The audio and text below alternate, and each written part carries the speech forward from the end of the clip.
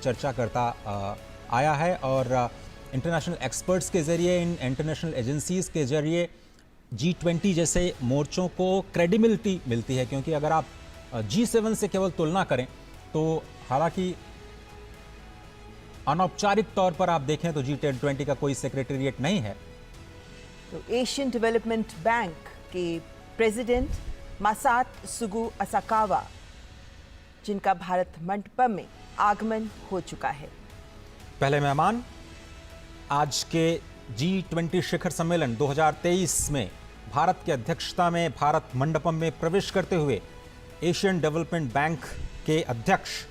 Asian development bank जो Asia और प्रशांत क्षेत्र में समावेशी विकास की सोच को आगे बढ़ाता है, बहुत ही आवश्यक।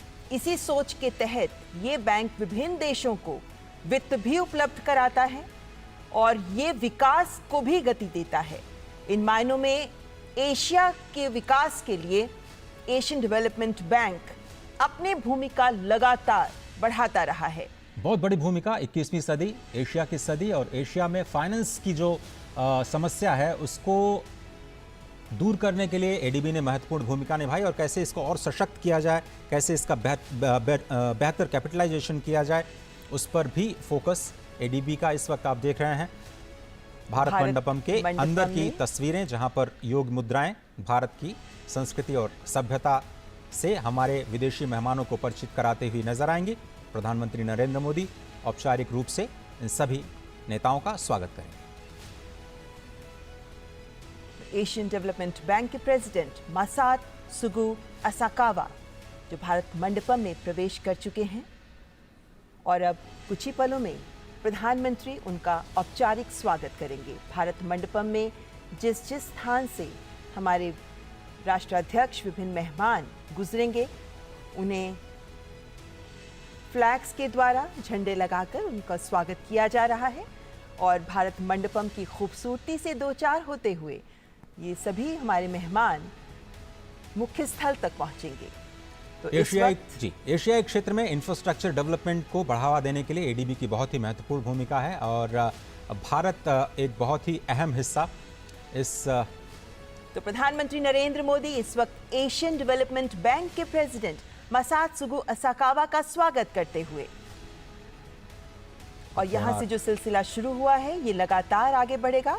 फाइनेंशियल स्टेबिलिटी बोर्ड, वित्तीय स्थिरता बोर्ड के अध्यक्ष क्लास नॉट भारत मंडपम में प्रवेश कर चुके हैं। 2021 से ही वे एफएसबी के अध्यक्ष रहे हैं। उन्हें एक लंबा अनुभव रहा है। वे यूरोपियन सेंट्रल बैंक के गवर्निंग काउंसिल के भी सदस्य हैं, जनरल काउंसिल के भी सदस्य हैं और वे IMF के बोर्ड ऑफ गवर्नर्स के भी सदस्य हैं। प्रधानमंत्री Narendra Modi financial stability board FSB के अध्यक्ष क्लास नॉट का स्वागत करते हुए, और एफएसबी बहुत इंपॉर्टेंट इसलिए क्योंकि IMF के साथ मिलकर के इन्होंने सिंथेसिस पेपर तैयार किया है। भारत ने जो अपनी प्रेसिडेंसी में क्रिप्टो को रेगुलेशन को लेकर के प्राथमिकता दिखाई, उस पर काफ़ी इंपॉर्टेंट। और इस वक्त अंतर्राष्ट्रीय श्रम संगठन ILO के डायरेक्टर जनरल गिलबर्ट एफ हाउंगबो, जिनका प्रवेश हो चुका है, वे ILO के 11वें डायरेक्टर जनरल हैं और वे पहले अफ्रीका महाद्वीप के नागरिक हैं जिन्हें ये पद मिला है। 2022 से ही वे इस पद पर आसीन हैं। अंतर्राष्ट्रीय श्रम संगठन के डायरेक्टर जनरल गिलबर्ट एफ हाउंगबो का स्वागत करते हुए प्रधानमंत्री नरेंद्र मोदी, और ये हैंडशेक बहुत कुछ बयां करता है। और G20 की अध्यक्षता में मिनिस्ट्रियल कम्युनिके और आउटकम डॉक्यूमेंट जो कि लेबर पर है उसको भी स्वीकार किया गया है। अंतर्राष्ट्रीय मुद्रा कोष IMF की मैनेजिंग डायरेक्टर क्रिस्टालिना जॉर्जिवा, जो वर्ल्ड बैंक की CEO भी रह चुकी हैं और 3 महीने के लिए इंटरिम प्रेसिडेंट भी वर्ल्ड बैंक ग्रुप की रह चुकी हैं, और कल हमने देखा कि जब इनका आगमन हुआ था हवाई अड्डे पर तो भारत की संस्कृति को देख वे बेहद आनंदित हो रही थी, स्वयं भी नृत्य में जुड़ रही थी, और इसी जोश और उत्साह के साथ अंतर्राष्ट्रीय मुद्रा कोष की मैनेजिंग डायरेक्टर क्रिस्टालिना जॉर्जिवा का प्रवेश भारत मंडपम में।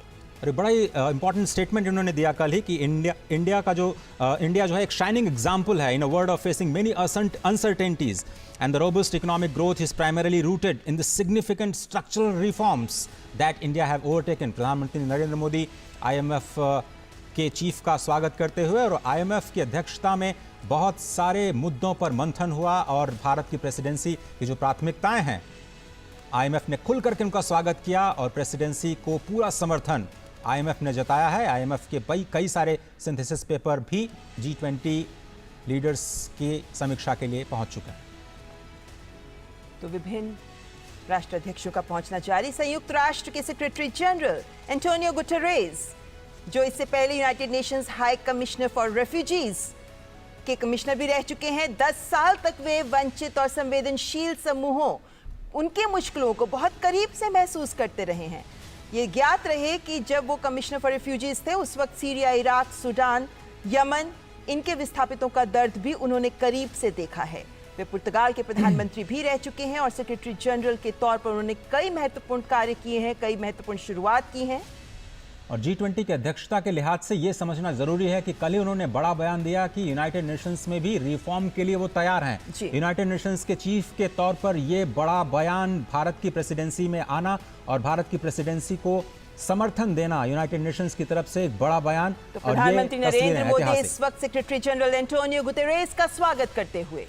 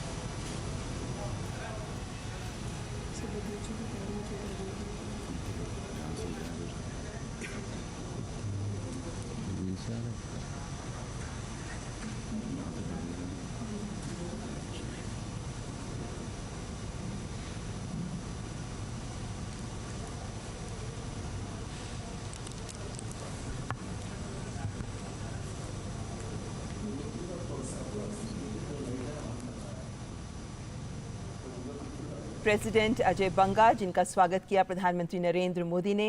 वे पहले श्वेत व्यक्ति हैं जिन्हें आईएमएफ और वर्ल्ड बैंक दोनों की अध्यक्षता उन्होंने संभाली है।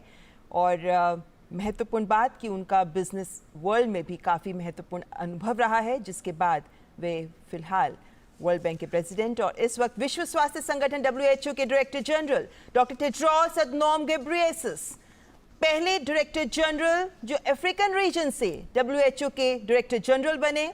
उन्हें मलेरिया पर अनुसंधानकर्ता के रूप में विश्व में पहचाना जाता है और डायरेक्टर जनरल बनने से पहले वे वैश्विक स्वास्थ्य से भी जुड़े रहे हैं।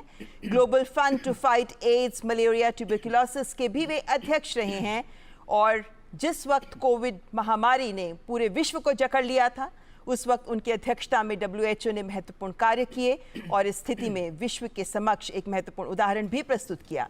विश्व स्वास्थ्य संगठन के director general doctor Tedros Adhanom Ghebreyesus. G20 की अध्यक्षता में वन हेल्थ अप्रोच पर एक बड़ा फोकस और WHO की इसमें बहुत ही महत्वपूर्ण भूमिका। वर्किंग ग्रुप की हम बात करें तो भारत की अध्यक्षता में global initiative on digital health, इसको अडॉप्ट किया गया है। वो लीडर्स के समिट के दौरान उसे रखा जाएगा और अगर उसको समर्थन मिलता है तो ये विश्व के स्वास्थ्य को और ज़्यादा समावेशी बनाने के लिए और ज़्यादा एक्सेसिबल बनाने के लिए और ज़्यादा अफोर्डेबल बनाने के लिए बहुत बड़े मील का पत्थर साबित होगा। प्रधानमंत्री नरेंद्र मोदी WHO के director general doctor Tedros Adhanom Ghebreyesus का स्वागत करते हुए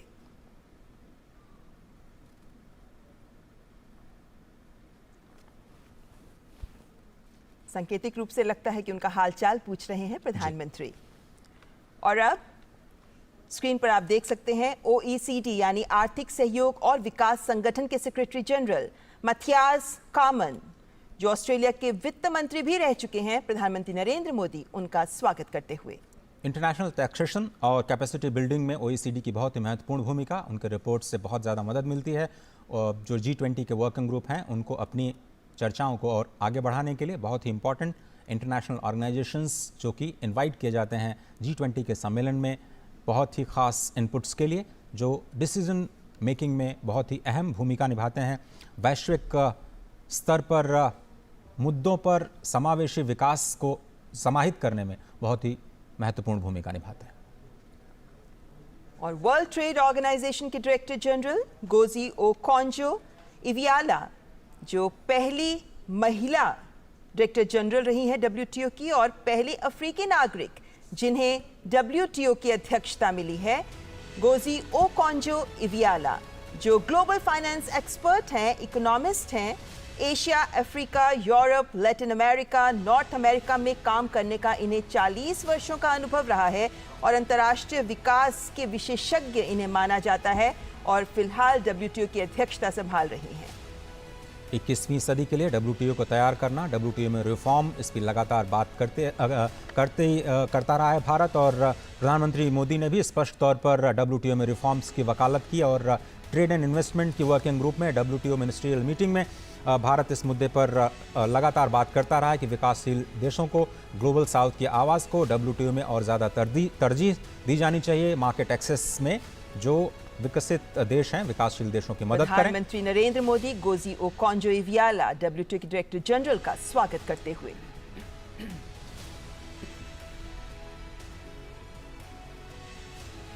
इस वक्त अंतर्राष्ट्रीय संगठनों के अध्यक्ष जिनका आगमन हो रहा है और अफ्रीकन यूनियन, अफ्रीकी संघ के अध्यक्ष, कोमोरोस के राष्ट्रपति अजाली असुमानी इस वक्त मंडपम में प्रवेश करते हुए।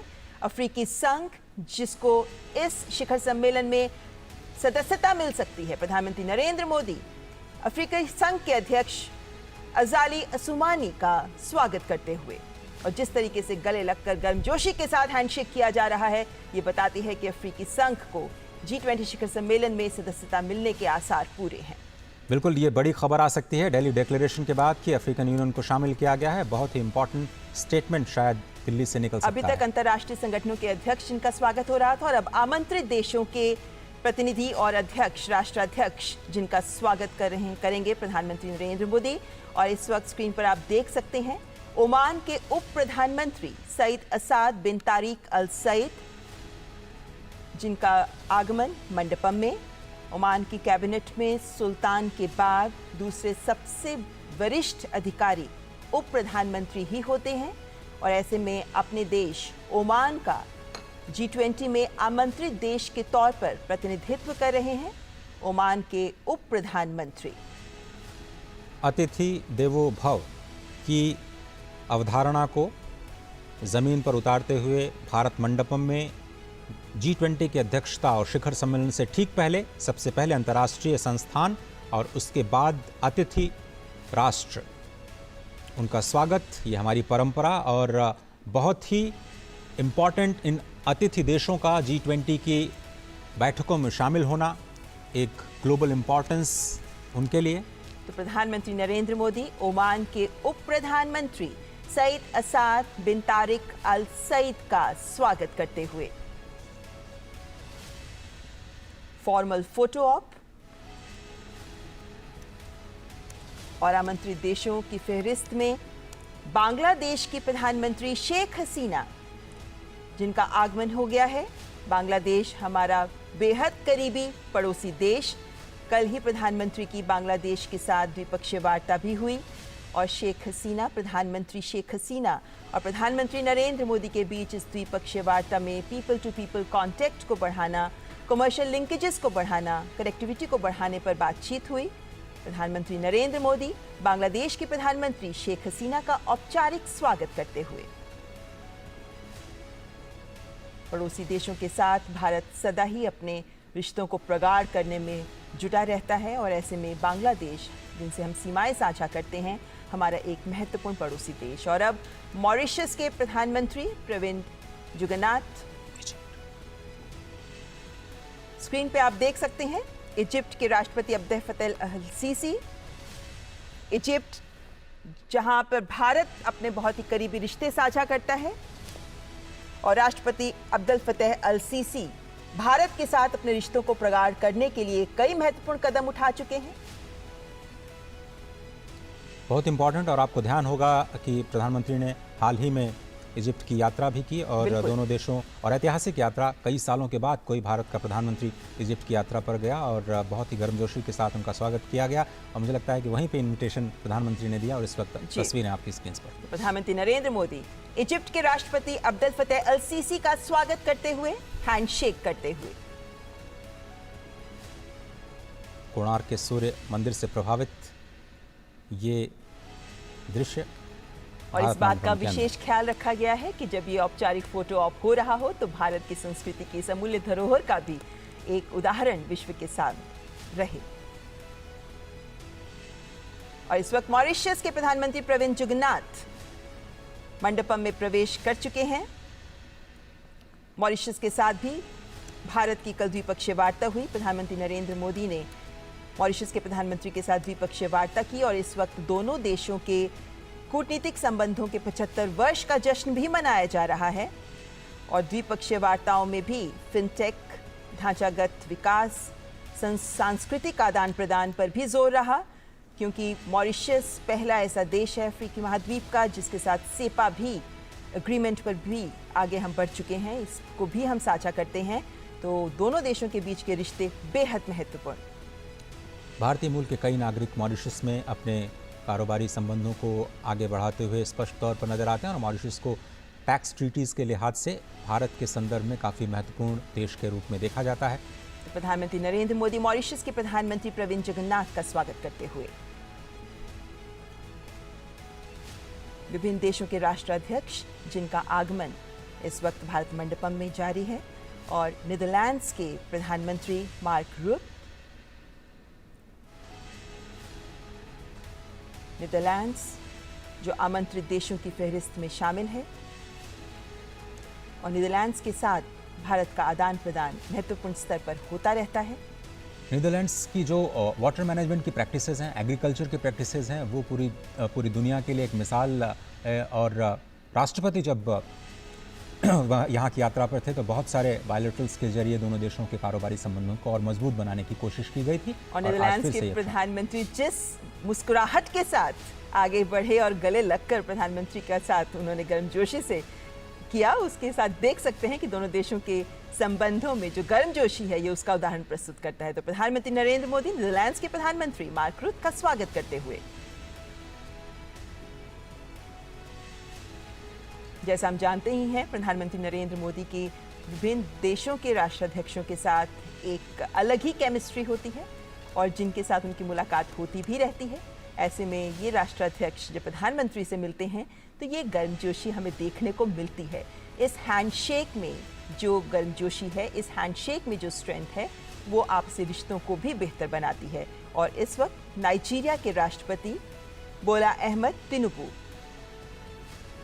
नाइजीरिया को उम्मीद है कि भारत से रक्षा क्षेत्र में बहुत बड़ा इन्वेस्टमेंट शायद नाइजीरिया में आ सकता है। और साथ ही साथ स्पष्ट तौर पर औपचारिक तौर पर उन्होंने कहा है कि बहुत ही सौभाग्य की बात है कि भारत को G20 की प्रेसिडेंसी दी गई है इस साल, और बहुत सारे मुद्दे जो ग्लोबल साउथ के उठाए गए हैं वो नाइजीरिया ने उनका समर्थन किया है और भारत के प्रति अपनी कृतज्ञता जताई। और अफ्रीका का एक बेहद महत्वपूर्ण सबसे बड़ी अर्थव्यवस्था माना जाता है नाइजीरिया को। इन मायनों में नाइजीरिया एक बेहद महत्वपूर्ण देश अफ्रीका का, और नाइजीरिया के राष्ट्रपति का G20 में एक आमंत्रित देश के रूप में इस G20 शिखर सम्मेलन में शामिल होना भी बेहद महत्वपूर्ण संकेत देता है। और नाइजीरिया के राष्ट्रपति का भारत आना, और प्रधानमंत्री नरेंद्र मोदी इस वक्त नाइजीरिया के राष्ट्रपति बोला अहमद तिनुबू का स्वागत करते हुए, और स्पष्ट तौर पर नाइजीरिया बहुत ही उत्साहित होगा क्योंकि बहुत सारे इन्वेस्टमेंट्स के इंटरेस्ट्स लगातार आने शुरू हो गए हैं। ऑटो सेक्टर में कुछ बड़ी उम्मीदें, कुछ बड़े ऐलान भी हुए हैं बीते दिनों। सिंगापुर के प्रधानमंत्री ली शिएन लूंग, और हम जानते हैं कि सिंगापुर के प्रधानमंत्री के साथ प्रधानमंत्री नरेंद्र मोदी बहुत बेहतर केमिस्ट्री रखते हैं, और ऐसे में सिंगापुर के प्रधानमंत्री का भी एक आमंत्रित देश के तौर पर G20 शिखर सम्मेलन में शामिल होना स्वाभाविक है। तो सिंगापुर के प्रधानमंत्री का आगमन, आसियान समिट के दौरान भी प्रधानमंत्री ने जिक्र किया सिंगापुर का स्पष्ट तौर पर, और सिंगापुर से जो भारत सीखना चाहता है उस स्मार्ट सिटीज़ का जो प्रोजेक्ट है, फाइनेंसिंग सिटीज़ ऑफ टुमारो को लेकर के जो कॉन्फ्रेंस हुई गांधीनगर में, उसमें सिंगापुर की बहुत ही अहम भूमिका रही। गिफ्ट सिटी जो बनाया गया गांधीनगर में, उसमें भी सिंगापुर एक अहम भागीदार के रूप में सामने आया है। तो सिंगापुर के प्रधानमंत्री ली शिएन लूंग का स्वागत किया प्रधानमंत्री ने, और विभिन्न देशों के राष्ट्राध्यक्षों का आगमन जारी है और उनका औपचारिक स्वागत प्रधानमंत्री नरेंद्र मोदी के द्वारा 18वें G20 शिखर सम्मेलन के दौरान किया जा रहा है। और ये योग वॉल जिसके आगे से सभी राष्ट्राध्यक्ष गुजर रहे हैं महत्वपूर्ण। स्पेन की उपराष्ट्रपति नाडिया कैल्विनो सेंटामारिया।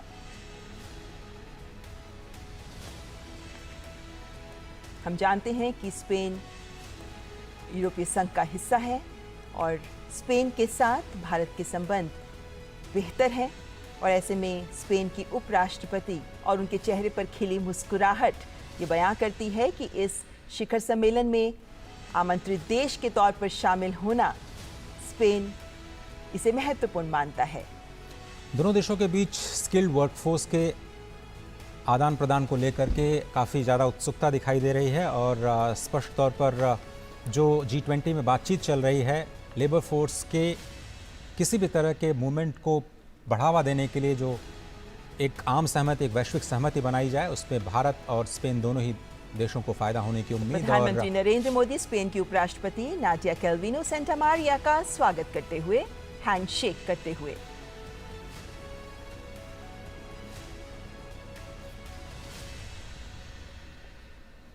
नौ आमंत्रित देश इस बार 18वें G20 शिखर सम्मेलन में भारत की ओर से विशेष रूप से आमंत्रित देश, जिनमें आखिरी देश है UAE, संयुक्त अरब अमीरात। अब से थोड़ी देर पहले UAE के तरफ से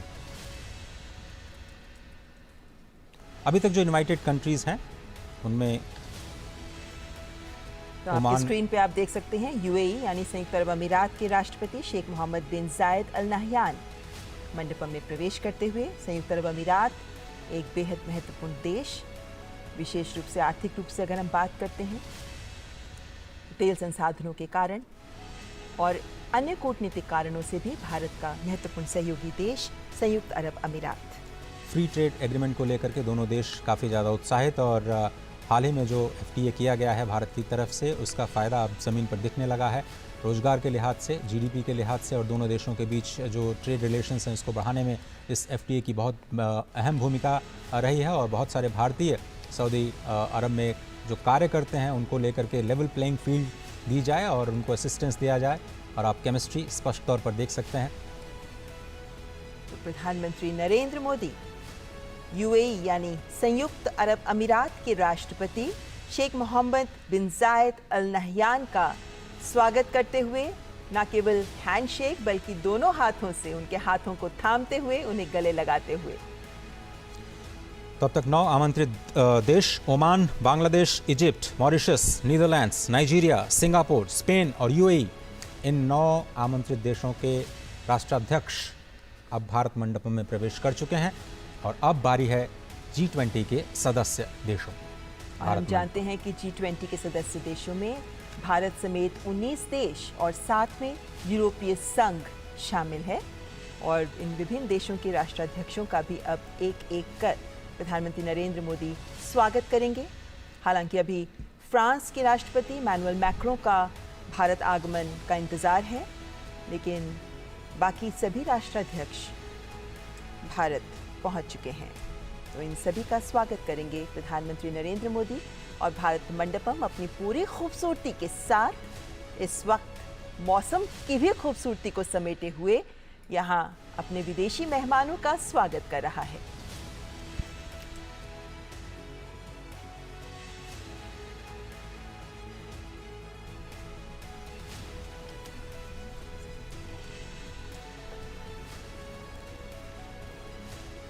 और G20 सदस्य देशों में सबसे पहले मेक्सिको के आर्थिक मामलों की मंत्री राकेल बुएनरोस्ट्रो सेंचेज। मेक्सिको को विकासशील देशों की एक सशक्त आवाज़ के रूप में देखा जाता है और एग्रीकल्चर को लेकर के जो वहाँ पे बेस्ट प्रैक्टिसेस हैं उनसे सीखने की कोशिश पूरी दुनिया करती रही है। एग्रीकल्चर वर्किंग ग्रुप में भी मेक्सिको की अहम भूमिका रही है। किस तरह से खाद्य सुरक्षा को लेकर के जो खाद की कीमतों में हमने उछाल देखा कोविड के दौरान, रशिया यूक्रेन क्राइसिस के दौरान, उसमें कैसे सभी लोग मिलकर के फूड सिक्योरिटी की जो समस्या है उस पर आम राय, आम सहमति बना पाएँ, उसमें मेक्सिको ने एक अहम योगदान दिया और स्पष्ट तौर पर G20 के सदस्य देश के रूप में भारत और मेक्सिको के न केवल द्विपक्षीय संबंध बल्कि G20 के मंच पर भी इन दोनों देशों का विकासशील देश के तौर पर अपने विचारों को रखना काफ़ी अहम। तो मेक्सिको की आर्थिक मामलों की मंत्री राकेल बुएनरोस्ट्रो सेंचेज का स्वागत करते हुए प्रधानमंत्री नरेंद्र मोदी। मेक्सिको के राष्ट्राध्यक्ष का ही G20 शिखर सम्मेलन में आना था, लेकिन स्वास्थ्य कारणों से वे नहीं आ पाए, तो मेक्सिको का प्रतिनिधित्व कर रही वहां के आर्थिक मामलों की मंत्री। तो G20 के सदस्य देशों के राष्ट्राध्यक्षों का और प्रतिनिधियों का इस वक्त आना जारी है और भारत मंडपम में उनका औपचारिक स्वागत किया जा रहा है। भारत मंडपम जो 18वें G20 शिखर सम्मेलन का केंद्र। भारत मंडपम जहां से उम्मीद की जा रही है कि दिल्ली घोषणा पत्र एक मजबूत आवाज ग्लोबल साउथ के देशों की बनकर उभरेगा।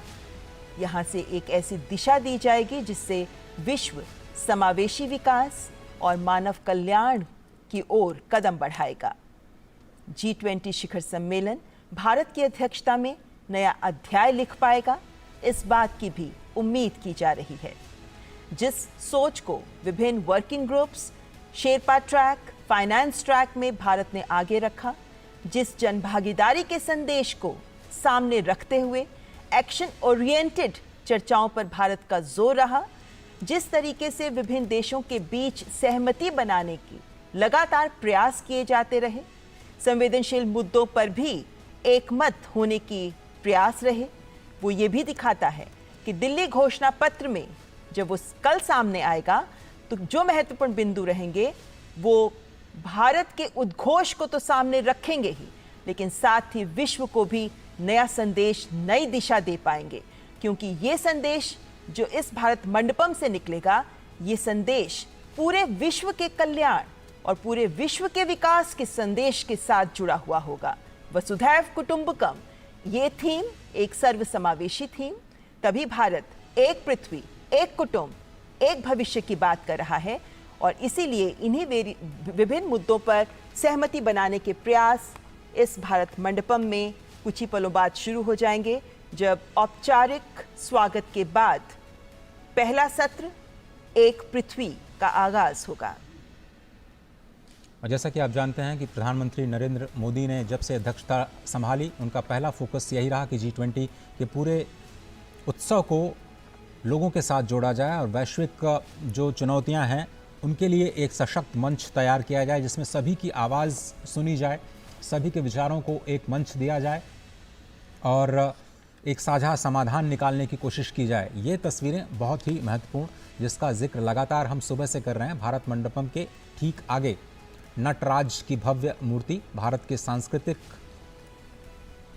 उद्भव और जिसको हम कहते हैं कि सभ्यता और संस्कृति की एक पावन धारा के रूप में जो भारत अपने आप को, भारत जिसका नाम ही है कि जहाँ पर लोग ज्ञान प्राप्त करने में प्रयासरत रहते हैं, और इसीलिए भारत मंडपम इस शब्द को भी बार बार रेखांकित करने का प्रयास किया जा रहा है।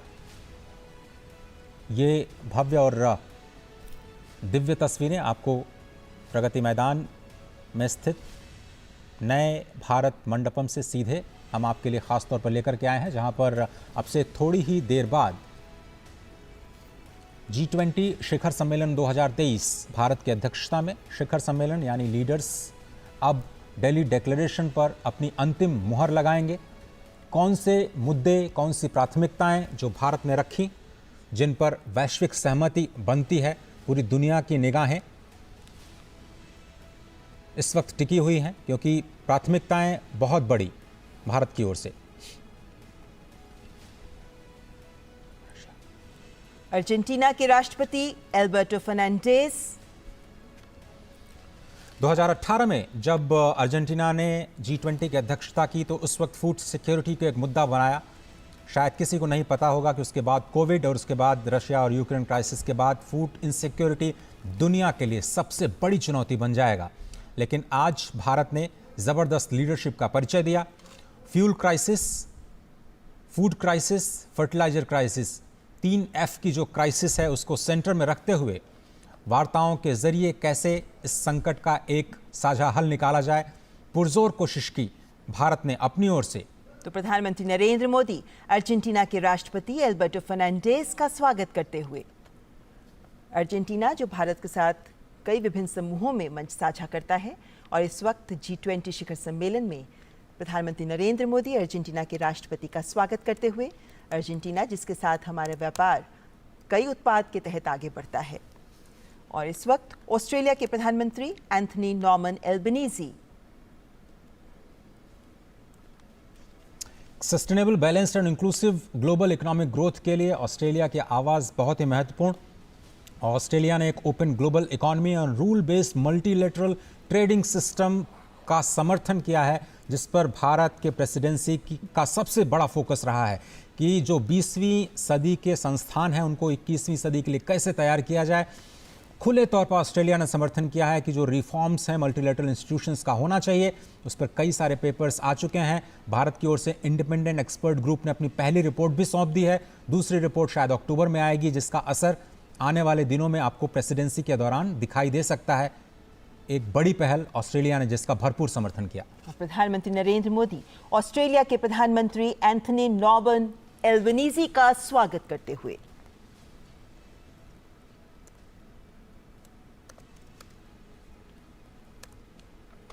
ऑस्ट्रेलिया जिसके साथ भारत अपने संबंधों को विभिन्न स्तरों पर आगे बढ़ा रहा है और इस वक्त ऑस्ट्रेलियन प्रधानमंत्री एंथनी एल्बनीजी का प्रधानमंत्री ने स्वागत किया।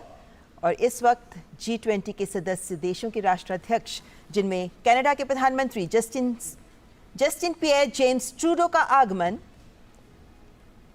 G20 शिखर सम्मेलन पर आने से पहले जस्टिन ट्रूडो ने कई महत्वपूर्ण बयान दिए हैं, लेकिन देखना होगा कि G20 शिखर सम्मेलन में जो चर्चाएं आगे बढ़ेंगे उनमें कनाडा के प्रधानमंत्री क्या पक्ष लेते हैं। तो कनाडा के प्रधानमंत्री जस्टिन पियर जेम्स ट्रूडो का स्वागत करते हुए प्रधानमंत्री नरेंद्र मोदी। और भारत ने स्पष्ट तौर पर कहा है कि जो राजनीतिक या भू राजनीतिक परिस्थितियां हैं उनको भारत ने G20 के विकास के मुद्दे पर हावी नहीं होने दिया। और यही शायद भारत के G20 प्रेसिडेंसी की सबसे बड़ी सफलता कही जा सकती है, क्योंकि